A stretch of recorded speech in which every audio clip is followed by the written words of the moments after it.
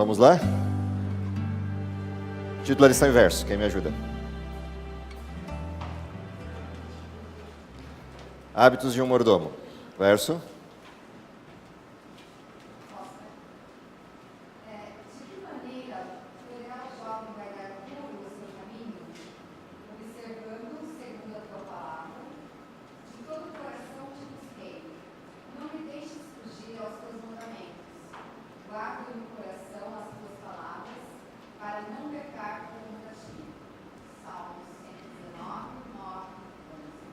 Ok. Antes da gente entrar no tema da lição propriamente, vamos para o fim dela, lá para o auxiliar, e ver os objetivos que a gente tinha para essa semana. A gente tem 3 objetivos na lição. O primeiro objetivo é um conhecimento, o que a gente tinha para aprender essa semana. O segundo objetivo, sentimento, o que a gente deveria sentir a partir disso que aprendemos. O terceiro objetivo tem a ver com a prática, o que a gente deveria fazer a partir daquilo que aprendeu e daquilo que nos motiva como sentimento decorrente desse aprendizado. Então, primeiro objetivo, qual é o nosso aprendizado para a semana? O que a gente tinha para aprender essa semana? Quem me ajuda lá? Conhecer hábitos adotados por mordomos fiéis. Portanto, 2 coisas importantes nesse objetivo. Primeiro, existem mordomos fiéis e infiéis. Decorrente disso, existem hábitos que fazem mordomos fiéis e hábitos que provocam a infidelidade ou motivam a infidelidade de determinados mordomos. E aí a ordem dos fatores literalmente pouco importa o que vem primeiro entre as 2 questões. Mas o fato é que existe essa dimensão de inter-relação entre hábitos e a fidelidade, entre a fidelidade e determinados padrões de hábitos, que um facilita o outro na mesma proporção. Qual o sentimento decorrente de a gente descobrir que existem mordomos fiéis e infiéis e quais são os hábitos que de alguma maneira solidificam a mordomia fiel ou a fidelidade da mordomia? Então, que sentimento é esse?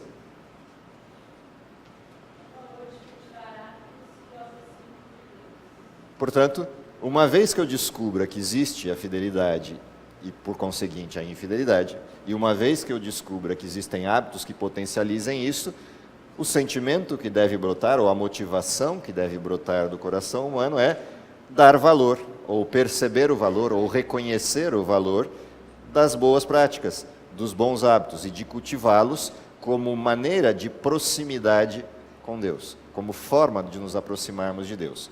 Uma vez que a gente dê valor a isso, ou valorize isso, ou reconheça o valor disso, qual é a prática?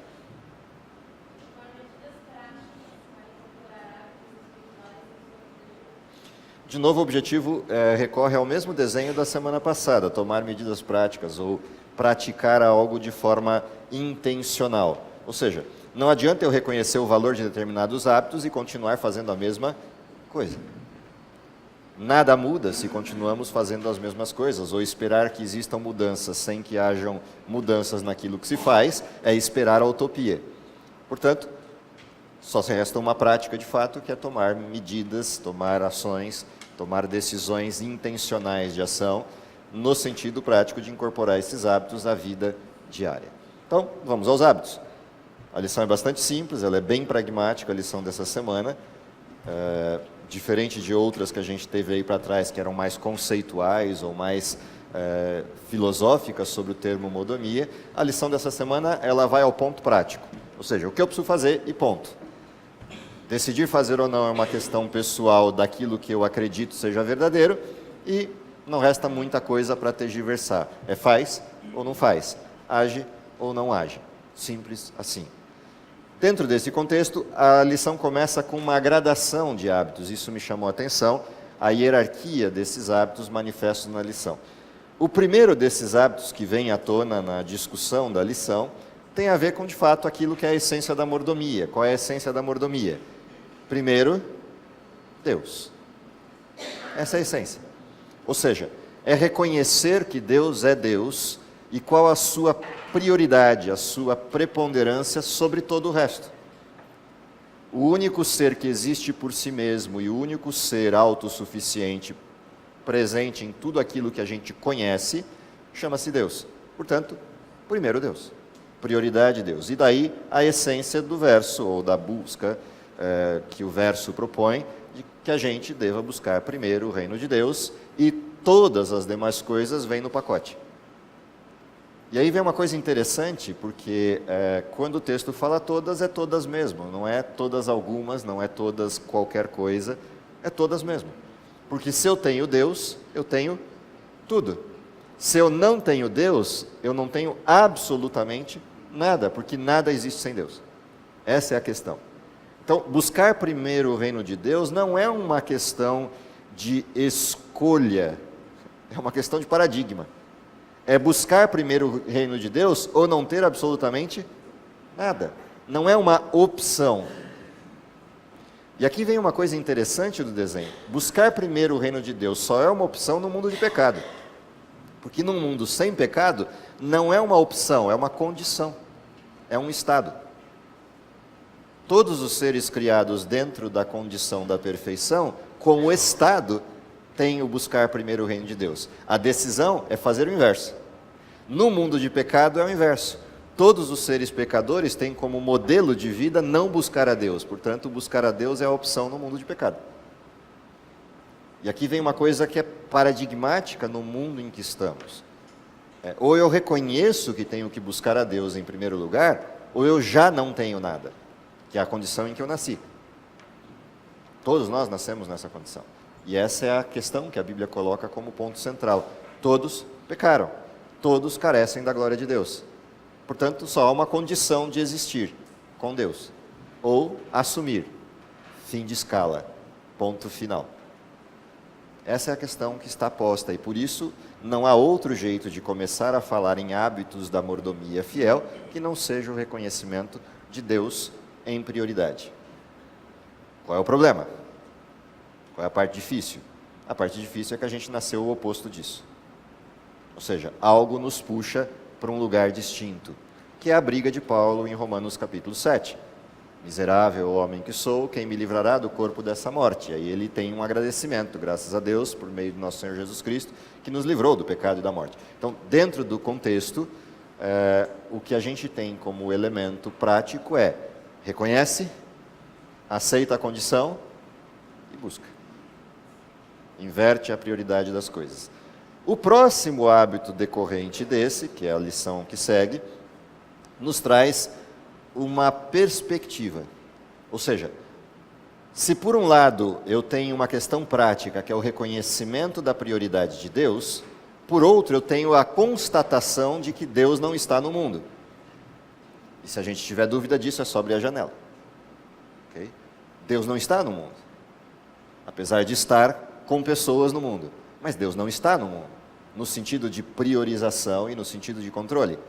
Ele está no sentido de persistência, de ele ser o elemento de manutenção de todas as coisas, mas ele não está no sentido do desenho de controle formal pleno, porque as pessoas insistem em agir diferentemente. Ele está no contexto geral como controle, mas não no contexto específico. Ainda o pecado está presente no mundo e a regra do mundo é a regra do pecado. Portanto, se essa é a condição, qual é a perspectiva que eu tenho que ter? De que um dia isso vai mudar. De que o jogo vai virar. De que a gente vai ter um final, escrito lá, game over, para essa história desse mundo e uma abertura de um negócio chamado eternidade. Dentro deste contexto, a vida do mordomo fiel é uma vida de mala pronta. Conhece essa expressão? Vida de mala pronta? Ou seja, é a vida da expectativa da viagem. A mala está pronta. Aí se ele chegar agora para a gente ir, a mala está pronta. Se ele chegar daqui a um mês, a mala continua pronta. Ou seja, a vida do cristão é uma vida da expectativa da vinda, do retorno desse Deus. Ele fez uma promessa e eu vivo a expectativa do cumprimento dessa promessa. Quanto mais forte é essa expectativa, mais fácil se torna o modelo da fidelidade. Porque eu olho para as coisas deste mundo e elas perdem o brilho. Pelo simples fato de que a viagem está chegando. É como véspera de férias com uma viagem programada que você vem se planejando e montando a estrutura, roteiro, perspectiva e sonhos dessa viagem durante 6 meses. Quanto mais perto vai chegando das férias, menos interesse você tem sobre o quê? Sobre todo o resto. Seu trabalho, seus problemas, todas essas coisas se tornam menores à luz da expectativa da viagem que está chegando. A vida do cristão é esta.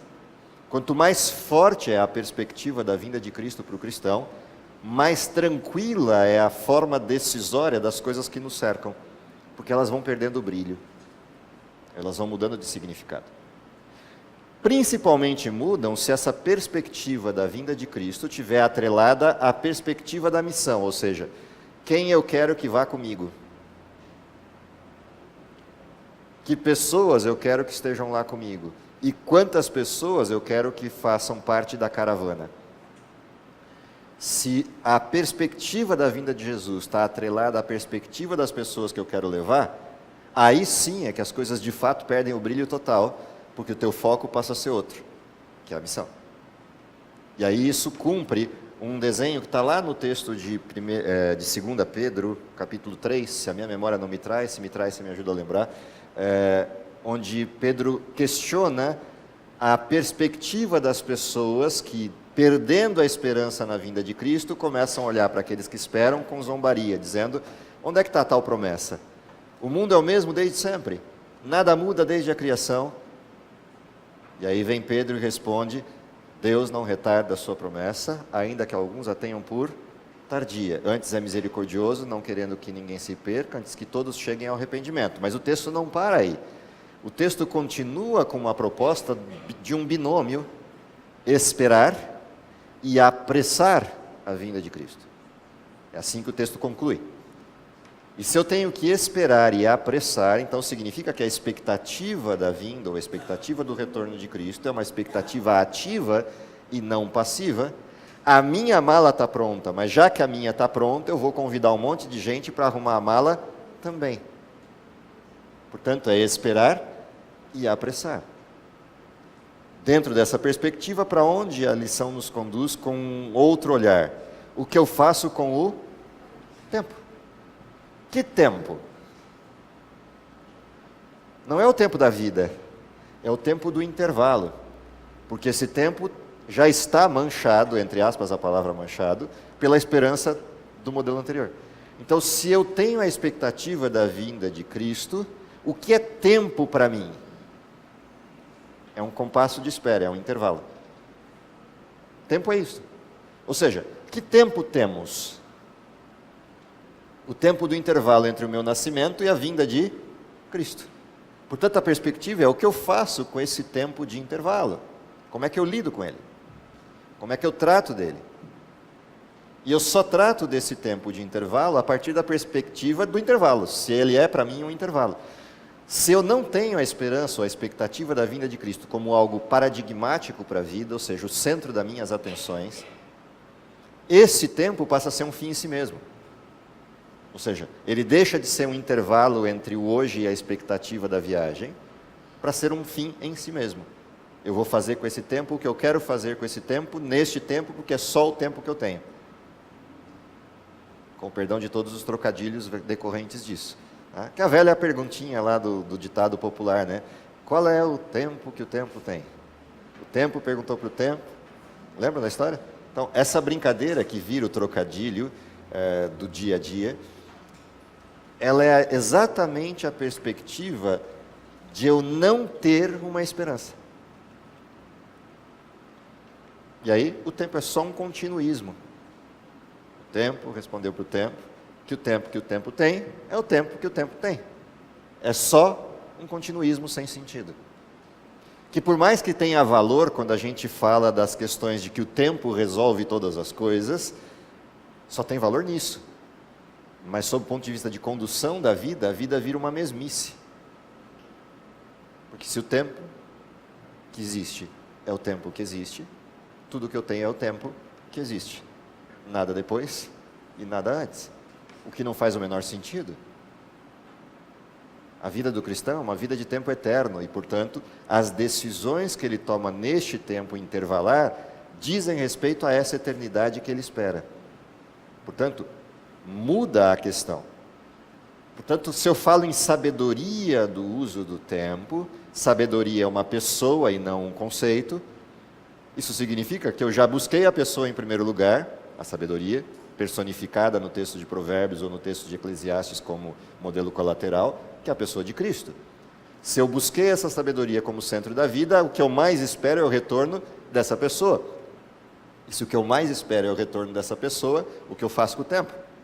Eu uso o tempo do jeito que ele usaria, na mesma perspectiva.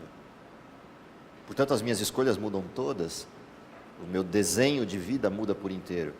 E não muda no sentido de a gente passar a viver uma vida etérea, uma vida ascética, uma vida eremita, pregado no alto de um pináculo, sentado lá para não se contaminar com o entorno. Não é disso que estamos falando. O que estamos falando é que as coisas adquirem a perspectiva correta, ou seja, os prazeres que a vida me dá são prazeres decorrentes da criação e não mais do consumo exacerbado de coisas. A busca que eu tenho por alegria não é mais a alegria etérea de ter ou ganhar, mas é a alegria eterna de usufruir. E é isso que muda.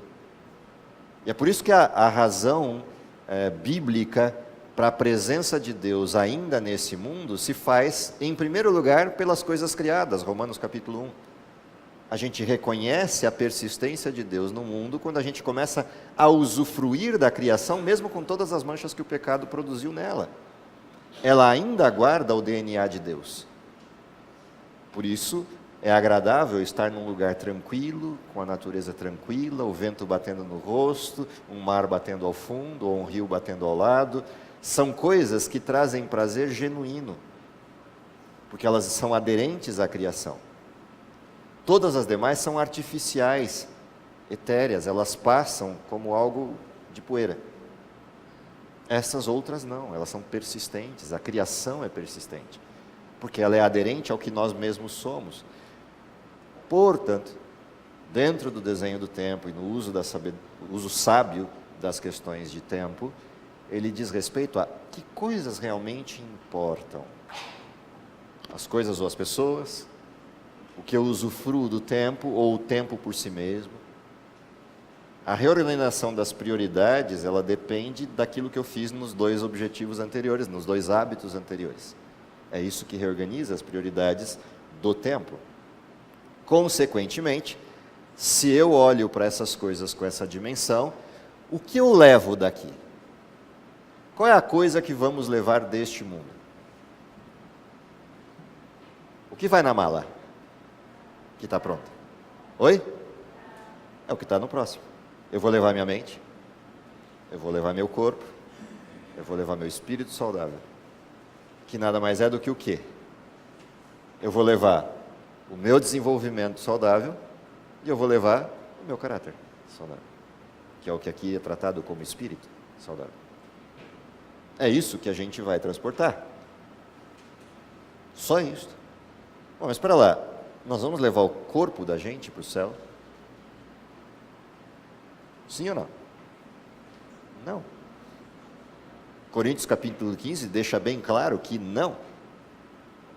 Esse corpo, ora corruptível, será substituído por aquele que é incorruptível. E substituição não é nada além de troca completa. Então, por que eu tenho que manter minha mente saudável, meu corpo saudável, se essa carcaça vai ficar por aqui? Por uma razão simples. Caráter não é uma poeirinha etérea que vive por aí, como rezava Platão, por exemplo. Não é um modelo ideal que vive por aí separado do corpo. Mundo perfeito acontece depois que eu desprendo do corpo e vou para o mundo e das ideias. Não, não é assim que funciona. Toda a nossa capacidade conceitual e decisória habita um cérebro, que é corpo. Portanto, se isso aqui vai mal, isso aqui vai mal. Não dá para pensar com o fósforo aceso entre os dedos. Não dá para fazer cálculos matemáticos diferenciais com um fósforo em cada dedinho aceso chegando perto. Não há cérebro que dê conta disso. Portanto, se o corpo vai mal, a mente vai mal. A mente não é uma poeirinha isenta do corpo.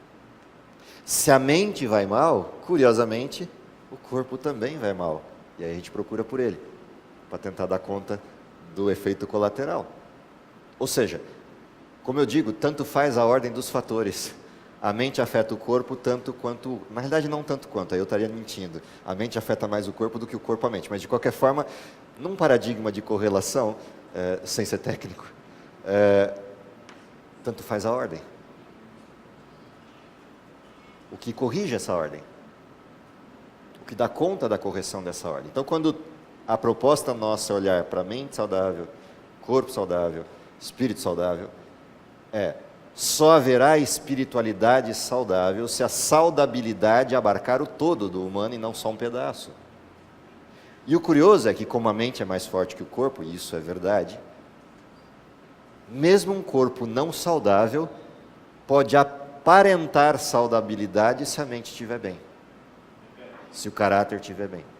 Mesmo um corpo não saudável pode aparentar saudabilidade. Eu digo aparentar porque se ele não é saudável, então você tem uma pessoa que está realmente doente, por qualquer natureza, a doença é visível, é persistente, ela está ali. Mas ela é pouco relevante se o caráter e a mente estão saudáveis. E é por isso que você vê gente pulando numa vida desgraçada, por exemplo, vida desgraçada no sentido do corpo, tá? Desgraçada, pulando por aí e festejando por aí, sem braços e sem pernas, por exemplo. Porque isso aqui está bem. Isso aqui se torna irrelevante, não no sentido da irrelevância formal, se torna irrelevante no sentido de não ser determinístico. Ou seja, não é porque o corpo está mal que isso determina quem eu quero ser ou quem eu posso ser, no sentido do relacionamento com Deus e como isso pode transformar a vida humana. E é curioso, porque até mesmo num elemento positivista de vida, guardadas as proporções das aspas do que eu vou dizer agora, até mesmo num elemento positivista de vida ateísta, a mente é tão forte que ela pode mudar esse determinístico. Basta olhar, por exemplo, o nosso finado Stephen Hawking. A única infelicidade é que isso não tem nenhuma esperança para o depois. E, portanto, a morte se torna frustrante. Mas isso não quer dizer que a vida precisou ser frustrante, no sentido da produção da vida. A esperança poderia ter modificado essa vida astronomicamente, com perdão do trocadilho de novo do termo. Mas, independente disso, a produção que ele teve de vida, no sentido filosófico, mais até do que científico, é incalculável. Ou seja, uma decisão de eu não vou aceitar o que a vida me deu de presente, ou seja, não vou aceitar a condição da cadeira que a vida me deu de presente, mudou o que o sujeito entregou, no legado do tempo que viveu. Agora imagina o que ele poderia ter entregue se o legado da vida dele fosse, de alguma forma, ajustado por um relacionamento com Deus. Dá para imaginar o legado de uma vida dessa, se Deus fosse o paradigma central da vida? Se sem Deus o legado foi esse, imagina o que teria sido o legado com Deus. É disso que estamos falando. É isso que quer dizer mente, caráter e personalidade. Em 2 volumes. Vale a pena ler. Porque é disso que estamos falando.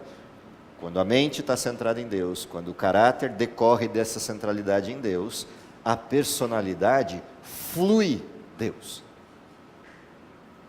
Independente de quais as estruturas, ou seja, por que nome se dê para isso, temperamentos ou qualquer outro nome, flui Deus. Porque eu busquei Deus. E isso muda o mundo. Uma pessoa assim muda o mundo. Paulo é exemplo disso, João é exemplo disso, Tiago é exemplo disso. Muda o mundo. Para onde isso nos conduz? Qual é o último hábito? Moderação. O que moderação é e o que moderação não é? Qual a palavra mais fácil de lembrar como sinônimo de moderação? Tudo bem, todo mundo que assiste Sadenberg vai lembrar de pé na jaca, mas não é disso que eu estou falando. Qual a palavra mais simples para a gente lembrar quando houve moderação? Equilíbrio. Então, o que moderação não é? Equilíbrio. Não é equilíbrio. Não na forma como as pessoas atribuem o significado da palavra equilíbrio. Quando a gente fala equilíbrio, nós estamos falando de dois pontos extremos e viver aonde? No meio. Esse é o conceito de equilíbrio usual. Na Bíblia, equilíbrio não é isso. Moderação, tampouco. Por quê? Porque a Bíblia não reconhece a existência possível do mal como persistente. Ou seja, para a Bíblia o mal não é eterno. O mal tem data de validade, tempo para acabar. Portanto, o que é equilíbrio na Bíblia?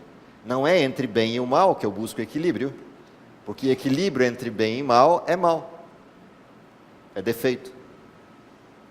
Na Bíblia, equilíbrio é entre o bem e o bem, ou seja, entre duas coisas boas, qual é a melhor?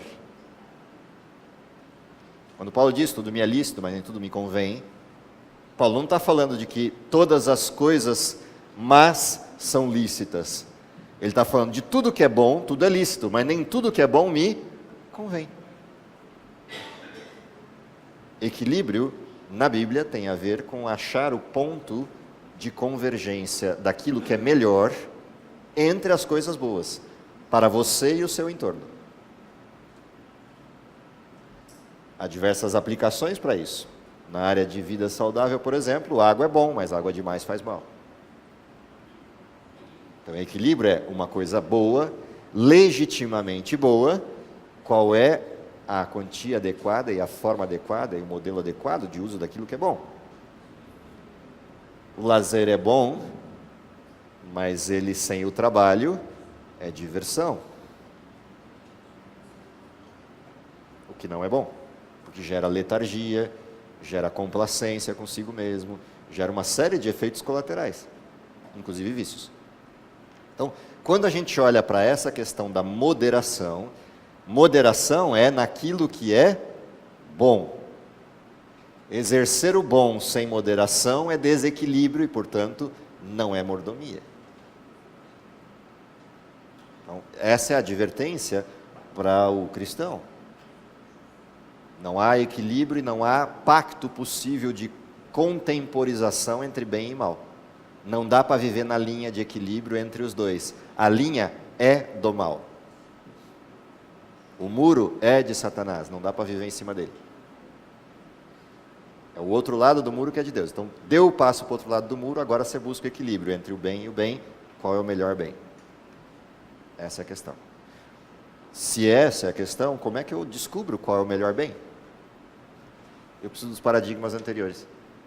Você não consegue achar qual é o equilíbrio do bem se você não tiver buscado primeiro a Deus, não tiver na consequência de buscar primeiro a Deus, colocar a dimensão correta da vida, que é a expectativa do retorno de Cristo, não tiver a partir desses dois elementos encontrado qual é o uso adequado do tempo e o uso adequado e sábio daquilo que é o intervalo, e como consequência dessas questões não tiver desenvolvido um caráter adequado que nasce de três questões: conhecimento completo no sentido de profundidade, amplitude, largura, altura, etc., da palavra de Deus, comunhão com esse Deus e convivência com Ele através da oração e relacionamento direto, e a prática de olhar para fora de você mesmo, que é ver quem está do seu lado, que usualmente costumamos chamar de testemunho.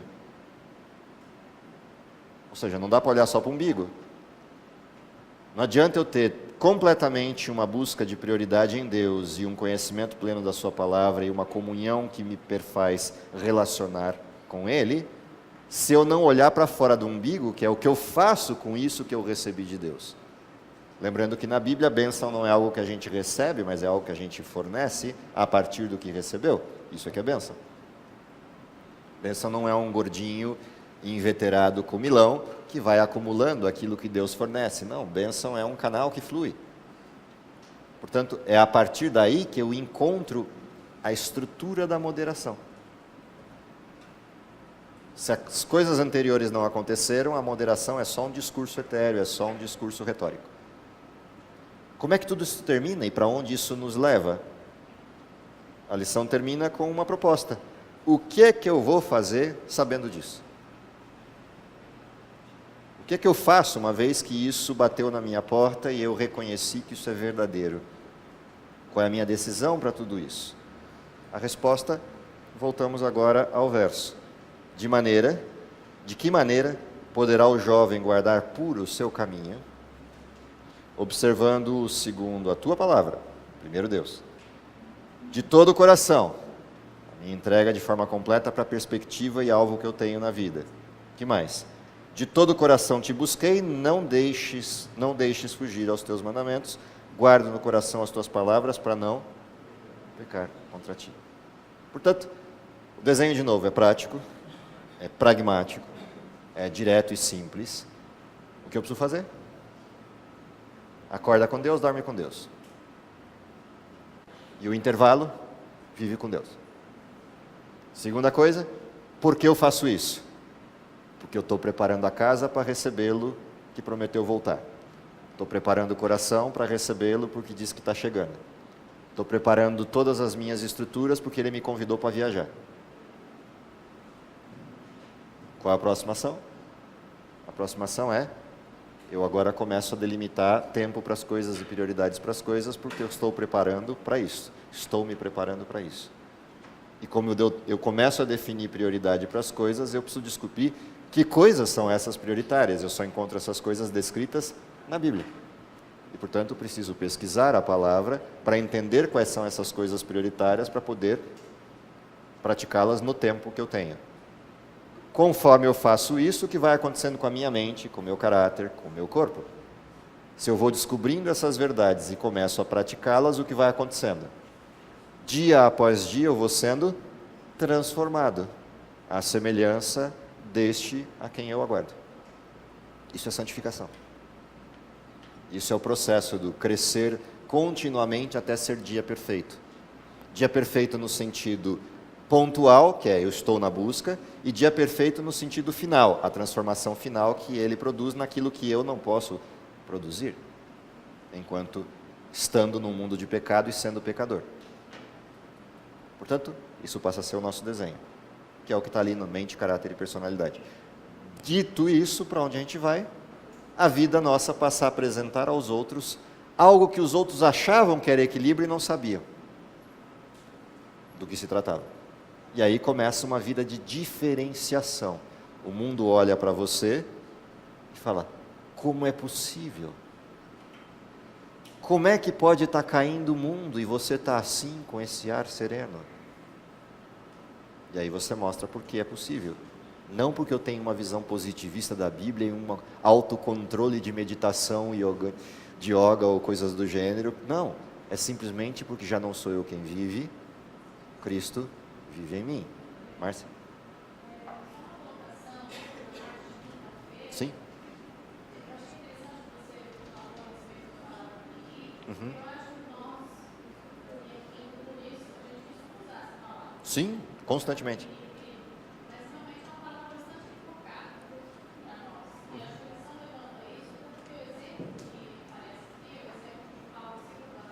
Uhum.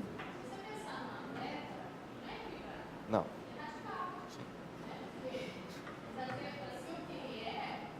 Sim.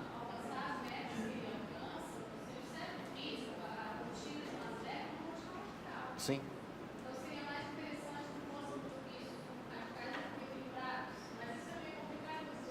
Então, porque a palavra radical assumiu um outro contexto. Palavras são vivas, têm significado. E o significado, principalmente numa sociedade corrompida por uma visão gramsciana de mundo, as palavras têm um significado torpe. E esse significado torpe que as palavras assumiram gera um contexto social chamado, ou apelidado hoje em dia, de politicamente correto. Então não é correto ou politicamente correto dizer que você é radical, porque você seria taxado por extremista, que não tem nada a ver com radical. Então, assim, o problema das palavras vivas é este, que é o que acontece com o equilíbrio ou com o radical. O atleta é radical? Sim, ele é radical porque ele escolheu algo que não tem volta. Se ele voltar, a medalha escapa pelos dedos. Por isso ele é radical. Ele é radical porque ele tem um alvo. Ele é radical porque ele tem um sonho. Ele é radical porque ele não muda uma vírgula o que ele está fazendo por causa do sonho. É exatamente isso que estava na lição. Busca primeiro o quê? E aí desenvolve qual é o seu sonho. E viva esse sonho até as últimas consequências dele. Isso é radical. Isso é radical. Tá? E aí eu vou descobrir que é radical por uma coisa fantástica, que é radical para o bem. Se é radical para o bem, então é legítimo. E aí é moderado. Nesse ponto, o exemplo do atleta falha. Nenhum exemplo metafórico é completo. Ele sempre vai deixar um rabicho do lado que falhe o modelo. Então, nesse ponto é que falha o atleta. Falha o atleta por quê? Porque Paulo, ao mesmo tempo que referencia o atleta no seu radicalismo, para usar o exemplo, ele também usa o mesmo atleta, ele e outros usam, quando os versos bíblicos nos trazem à tona assim: não é dos fortes a vitória, nem dos que correm, melhor. E aí ele põe o centro do reino. Qual é o centro do reino? Mas, diz o hino, dos sinceros e justos, dos que cultivam. Aí é o hino que diz. Ou seja, onde está a centralidade disso? Na moderação. Ou seja, eu sou radical porque eu estou escolhendo entre duas coisas boas a melhor. E eu não admito o equilíbrio com o mal. Nisto eu sou radical. Nem uma vírgula de mal persistente. Nisso é radical. Mas onde eu não sou radical? No conceito dessa busca, que é o erro do atleta, que se lesiona pela medalha. Aí está o erro. Isso é radicalismo, que é diferente de radical. Isso é extremismo, que é diferente de extremo. Então, é essa questão que muda tudo no olhar bíblico. O extremo da Bíblia está no meio do bem. O extremismo está no extremismo do bem, ou seja, na radicalização extremista do bem. Cristo não era assim. Embora ele tenha feito um sacrifício extremo, mas não extremista. É uma diferença. Então, se a gente conseguir enxergar esses conceitos de maneira adequada, talvez a gente também entenda o que é viver num mundo pós-moderno e qual foi o impacto daquilo que hoje se apelida como marxismo cultural na sociedade como um todo. Um livrinho que eu aconselhei para meus alunos lerem essa semana, aconselho para vocês se tiverem tempo, chama-se A Corrupção da Inteligência. O autor é Flávio Gordon. Vale a pena ler esse livro. Que é uma visão, entre aspas, secular. A Corrupção da Inteligência. O autor é Flávio Gordon. É uma visão fora do ambiente religioso, do que está acontecendo com a mente humana a partir desse paradigma de inversão de perspectiva proposto pelo discurso da igualdade. Ele traz bem à tona o que é a diferença entre extremismo e radical, entre ser fiel e fideísta. Ele traz bem à tona essas questões, olhando por uma visão secular de mundo, mas muito sensata na análise da mentalidade humana atual. Vale a pena olhar para esse texto. É um texto, talvez hoje, nos dias que estamos vivendo, um dos textos mais lúcidos de análise da sociedade como um todo. Tem um monte de outros, mas esse é um texto relativamente simples de leitura e preciso na análise. Vale a pena ler. Voltando à questão, onde está o nosso foco? Aí estará o nosso coração. Guardando a proporção dos termos da lição, onde a gente tiver o nosso alvo, ali estará toda a nossa intencionalidade de vida. Meu conselho é que o nosso alvo seja o Cristo que prometeu voltar e a nossa vida pautada no intervalo nessa perspectiva. Que Deus nos abençoe, que essa seja a realidade da nossa vida e até que Cristo venha. E aí a pergunta que não quer calar é: você vai dizer que é você que fez o aniversário ou não, ou vai ficar me olhando com a cara de se você ou não? Não foi, né? Então, beleza.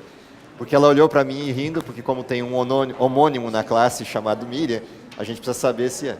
Então, é por isso que eu falei, como não tem o gama no nome, só sobra duas opções, ou é ela ou é a outra. Porque o nome não está completo na lista. Então a gente não sabe se é ela ou não. Só para não pagar o mico de eu não ter dito que é você. Tranquilos? Oramos então. Querido Pai que está nos céus, te agradecemos pelo dom da vida, te agradecemos pela esperança maravilhosa colocada diante de nós pela perspectiva da volta de Cristo. E é sob essa perspectiva que lhe pedimos sabedoria, lhe pedimos poder, para que possamos conduzir a vida como quem de fato aguarda Cristo retornar e aguarda a eternidade de perfeição prometida por Ele. Te pedimos também poder para enfrentarmos as dificuldades de um mundo que vive a dualidade entre o bem e o mal, que assume o mal como persistente e até contemporiza com ele em todas as circunstâncias. Dá que possamos ter a serenidade, a perseverança e a tenacidade para resistir ao mal e vivermos a vida íntegra como mordomos fiéis da tua promessa e do teu reino. Prepara-nos para estarmos contigo no dia prometido das mansões celestiais, mas principalmente nos permite cumprirmos a missão levando o teu evangelho àqueles que ainda não conhecem. É o que te pedimos, com perdão de nossos pecados, mas confiado nos méritos de Cristo. Amém.